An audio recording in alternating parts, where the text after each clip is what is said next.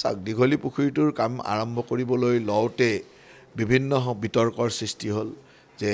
দীঘলী পুখুৰীটো যেন বিক্ৰী কৰি দিলে অমুক কৰিলে এনেকুৱা ধৰণৰ বিতৰ্কই আৰম্ভ হ'ল যাৰ কাৰণে আমি সেই কামসমূহ ৰখাই দিব লগা হ'ল নিশ্চয়কৈ আমাৰ লক্ষ্যত আছে দীঘলী পুখুৰীক আমি কেনেকৈ এটা পৰ্যটনস্থলীলৈ বঢ়াব পাৰোঁ কিন্তু আজিৰ তাৰিখত পৰ্যটনৰ ক্ষেত্ৰসমূহত আমি সাধাৰণতে মেইনটেইন কৰিবৰ কাৰণে মেনেজমেণ্ট কণ্ট্ৰেক্ট কোনোবা প্ৰাইভেট পাৰ্টিক দিয়ে কৰিব লাগিব গতিকে যোৱা সময়ত যিটো ব্যৱস্থাৰে আমি আগবাঢ়িছিলোঁ আজিও দীঘলী পুখুৰী অতীজৰে পৰা বা বহুত আজি 15-20 বছৰ ধৰি কোনোবা নহয় কোনোবা মেনেজমেণ্ট কণ্ট্ৰেক্ট লৈ কাম চলাই আছে কিন্তু যোৱা সময়ত যেতিয়া এটা ভাল কোম্পানীয়ে এই মেনেজমেণ্ট কণ্ট্ৰেক্টটো পাই কিছু ইনভেষ্টমেণ্টৰ মাজেৰে কৰিব খুজিছিল তেতিয়া গোটেই দীঘলী পুখুৰীটো যেন বেলেগক দি দিয়া হ'ল বিক্ৰী কৰি দিয়া হ'ল এনেকুৱা ধৰণৰ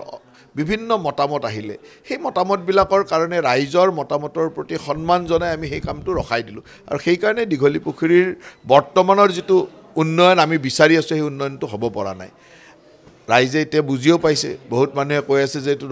কোনো কথাই নাছিলে কিন্তু সেই সময়ত এছাম মানুহে ইছ্যু কৰিলে তাৰ কাৰণে আমি ৰৈ দিলোঁ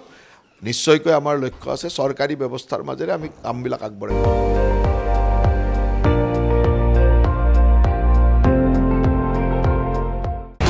আপুনি চাই আছে ND24